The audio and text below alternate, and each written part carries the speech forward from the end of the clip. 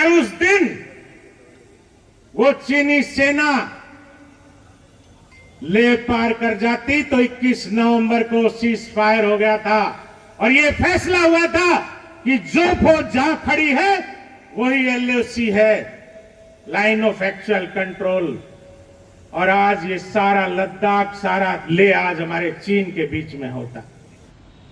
हमने उस फरहान अख्तर को भी कहा है कि इन 120 और 124 जो 4 उनके साथी, उन 124 वीर हीरों के शौर्य में अगर कोई कमी हुई तो हिंदुस्तान का यादव समाज तुम्हें बख्शेगा नहीं। फूलों के हार के हमारे मोती हीरे भाई राव रमेश पायलट जी आए और अपना उद्बोधन दे। भाई साहब राव रमेश मेरे भाई।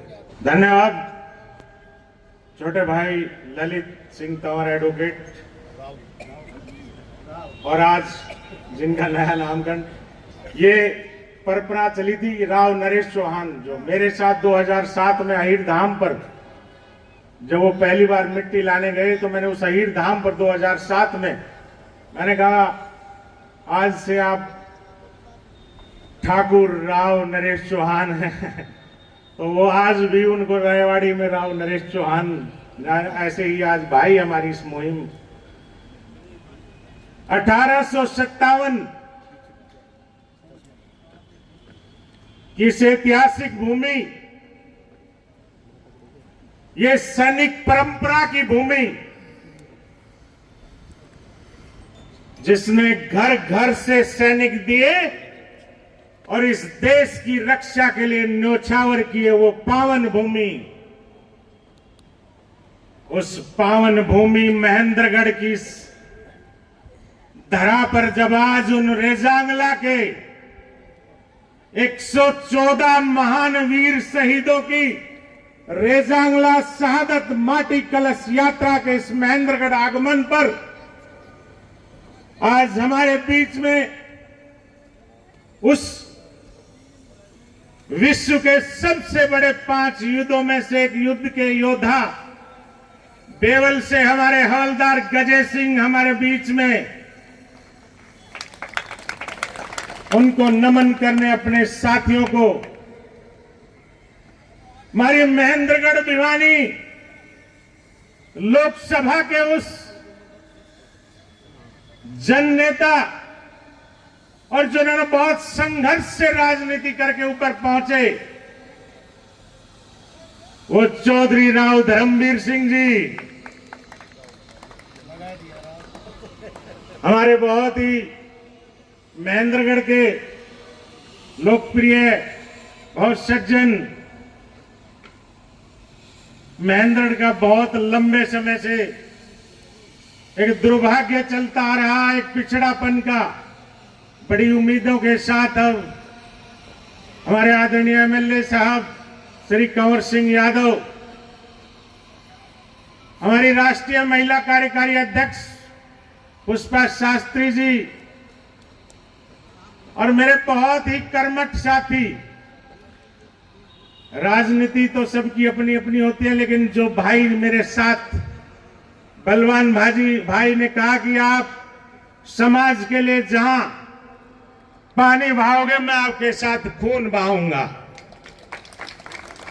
ऐसे कर्मठ मेरे साथी योद्धा, हमारे हरियाणा यादव महासभा के मुख्य महासचिव,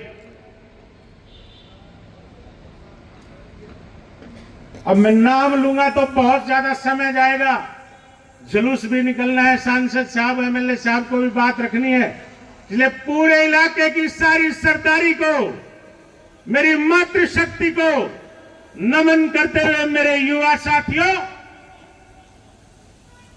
ये रेजांगला जो शब्द है, इस शब्द को समझने के लिए बहुत समय लगता है।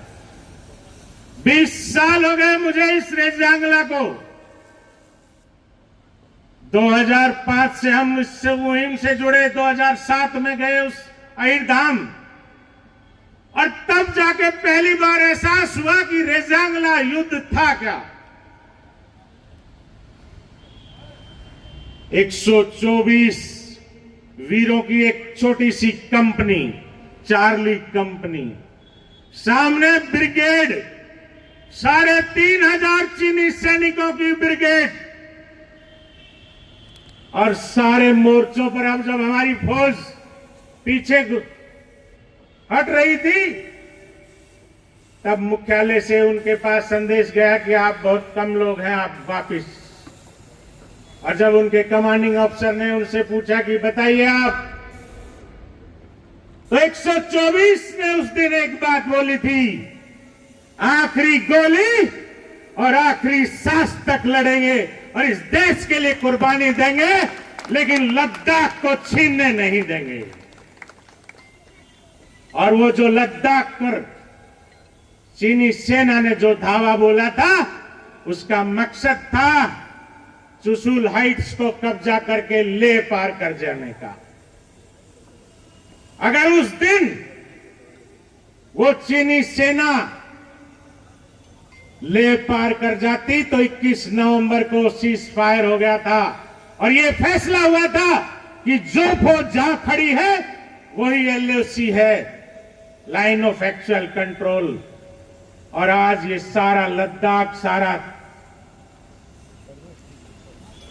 ले आज हमारे चीन के बीच में होता। किन विषम परिस्थितियों में इस युद्ध के सबसे बड़े 3 थे, अपने से 30 गुना ज्यादा से मुकाबला कर रहे थे और 10 गुना को ज्यादा मारकर उस मोर्चे को संभाला। और दूसरा था ये मैदानी क्षेत्र के सारे नहीर, और उनके साथ 6-9 नहीर भी थे। वो सारे के सारे 124 मैदानी क्षेत्र के थे, लेकिन उन्होंने -40 डिग्री टेम्परेचर और सिर्फ 25 से 40% ऑक्सीजन। उस विकट और विषम परिस्थिति में तो आदमी जिंदा रहने के लिए संघर्ष करता है। और ऐसी परिस्थितियों में साधारण कपड़े और साधारण हथियार के साथ सामने चीनी सेना जो इतने आधुनिक कपड़े और आधुनिक हथियारों से थी, उसको शिकस्त दी। ये उस रेजांगला की कहानी है। आज हिंदुस्तान के नक्शे में है लद्दाख, तो सिर्फ और सिर्फ 124 इन वीरों की वजह से है। इनको 1 परमवीर चक्र, 8 वीर चक्र, 4 सेना मेडल मिले, लेकिन बड़े बड़े इतिहासकारों ने, बड़े बड़े जर्नलों ने कहा कि 124 के 24 परमवीर थे। इनको परमवीर महावीर चक्र के लायक थे। बहुत सालों तक तो यही नहीं पता लगा कि ये लोग थे कौन, लेकिन जब 1999 के बाद तो हमारे डॉक्यूमेंट्स डिक्लासिफाइड हुए हैं, लेकिन हमारी रोजांगला की शौर्य समिति थी एक, वो बहुत 1983 से इस अभियान को चला रहे थे। और आज तो जब हमने माटी कलश को 13 अप्रैल को हमारे राष्ट्रीय अध्यक्ष डॉक्टर स्वपन कुमार घोष और सत्यप्रकाश यादव जी ने हरी झंडी दिखाकर जब बिहार से शुरू किया 19 प्रदेशों में, आज वो 18वां प्रदेश हरियाणा में है, तो आज पूरा हिंदुस्तान जानता है, सारे समाज जानते हैं, इस हिंदुस्तान की सत्ता को जानने लगी है। मैं असम जैसे दूर दराज और त्रिपुरा जैसे लोग इलाकों में गया, और वहां जब हजारों लोगों के हुजूम उमड़े इनको नमन करने। उज्जैन में मुख्यमंत्री डॉक्टर मोहन यादव जी का पूरा परिवार लगा था, और भोपाल में तो वो खुद इस सभा में पहुंचे। आज एक फिल्म भी आ रही है उन पर। हमने उस फरहान अख्तर को भी कहा है कि इन 120 और 124 जो 4 उनके साथी, उन 124 वीर हीरों के शौर्य में अगर कोई कमी हुई तो हिंदुस्तान का यादव समाज तुम्हें बख्शेगा नहीं, माफ नहीं करेगा। क्योंकि रेजांगला का युद्ध वो अहीर अपने अहीराल के लिए नहीं लड़ रहे थे, वो अपनी जाति के लिए नहीं लड़ रहे थे, उन्होंने अपना सर्वोच्च बलिदान इस देश के लिए दिया था। और मैं तो कहता हूं हमारे अहीरों के शौर्य पर सिर्फ एक रेजांगला पे क्यों, 70 बड़गांव को भी वीर है जिन्होंने श्रीनगर एयरपोर्ट 1948 को बचाया, 7 500 पाकिस्तानी कबायलियों को मारकर पाकिस्तानी सैनिकों के साथ उनका पहला परमवीर चक्र हिंदुस्तान के उनके कमांडिंग अफसर मेजर सोमनाथ शर्मा को मिला था। हाजी पीर को जीतने वाले वो अहीर, उस पर भी फिल्म बननी चाहिए। नाथुला में लड़ने वाले वीर अहीरों पर भी बननी चाहिए। कारगिल के 527 शहीद हुए, जिसमें 137 वीर अहीर थे। कारगिल के 137 उन पे भी फिल्में बननी चाहिए। बहुत बड़ा इतिहास है और इसीलिए हम भारत सरकार से बार बार ये मांग करते हैं कि हमने देश के लिए तो बहुत बड़ी कुर्बानी दी है, लेकिन उसके बदले में हमें मिला नहीं है। हमें हाई रेजिमेंट चाहिए, हर हालत में चाहिए हाई रेजिमेंट। हम दूसरों की फीत लगा के कब तक लड़ेंगे? हम हाई रेजिमेंट की फीत लगा के इस देश की रक्षा करना चाहते हैं। और मैं आज इन शख्स को, चौधरी धर्मवीर जी को साधुवाद और धन्यवाद देता हूं कि सबसे पहले अगर लोकसभा में हाई रेजिमेंट की मांग उठाई थी तो ये चौधरी धर्मवीर जी थे। और आगे हमें उम्मीद है कि केंद्रीय नेतृत्व से इसको बनवाए भी गए। बहुत लंबी बातें, बहुत चीजें। रेजांगला की ये जो लड़ाई हमने ये आज जाते हुए, अब अगला पड़ाव जो हम पूरे हरियाणा में यात्रा करते हुए, कल नारनौल होगा, फिर दादरी, भिवानी, झांसी, हिसार, जींद से झज्जर, गुड़गांव, और उसके बाद फरीदाबाद से दिल्ली में चली जाएगी यात्रा। और 18 नवंबर को जंतर मंतर पर इस बार रेजांगला दिवस एक ऐतिहासिक रूप से हम मनाने जा रहे हैं। लाखों की तादाद में मनाने जा रहे हैं। पूरा हिंदुस्तान के, न केवल यादव बल्कि दूसरा समाज भी आ रहा है। और इस बार मैं आप सबको निमंत्रण देता हूं कि आप 18 नवंबर को इस अहिरवाल से ज्यादा तादाद में पहुंचकर उन महान वीरों को नमन करें और हमारी जो मांग है उस मांग के लिए भी आवाज बुलंद करें। और यहां पर मैं चौधरी धर्मवीर जी और कंवर सिंह जी से एक और आग्रह करूंगा। मैं अभी त्रिपुरा गया था, मैंने वहां के मुख्यमंत्री जी से मिलने का अवसर मिला और मैंने वहां भी रखा कि हमारे रेजांगला की जो शौर्य की गाथा है, ये स्कूल में सिलेबस में शामिल करवा दीजिए। आने वाली पीढ़ियों उनको पता लगेगा कि हमारे लोगों ने हमारे कितना इस देश के लिए कुर्बानियां दी हैं। इन्हीं शब्दों के साथ मैं बहुत ज्यादा समय नहीं कहूंगा, हमारी यात्रा भी होनी है और अभी हमारे मुख्य अतिथियों ने बोलना है। इतना ही कहूंगा कि कवि ने कहा कि मंजिलें उन्हीं को मिला करती हैं जिनके सपनों में जान होती है।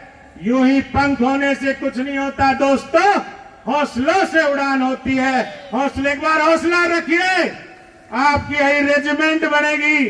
चौधरी धर्मवीर आपको बनवा के रखेंगे। इन्हीं शब्दों के साथ मैं आज हमारे बीच में हमारे हरियाणा के प्रदेश अध्यक्ष मेरे बड़े भाई डॉक्टर सतीश यादव, जो Dronacharya engineering group of institution के मालिक भी हैं, और हम 20 साल से सतीश भाई ने बहुत बड़ी लड़ाइयां लड़ी हैं। इनके साथ हमारे BS Yadav senior vice president है और ये डुलाना के हैं और असिस्टेंट लेबर कमिश्नर से रिटायर्ड भी हुए। इनका भी यहाँ पहुंचने पर बहुत बहुत स्वागत। दिल्ली वहां से चलने में लेट हो गए। और इन्हीं शब्दों के साथ एक बार जोर से नारा लगाएंगे, वो नारा जो हमारे ये जो वीर जो लड़ते हैं वो उनका युद्ध घोष होता है। बोलो दादा किशन की, बोलो दादा किशन की जय। Madhav, Ahir regiment, Ahir regiment. बहुत बहुत धन्यवाद। जय हिंद, जय भारत।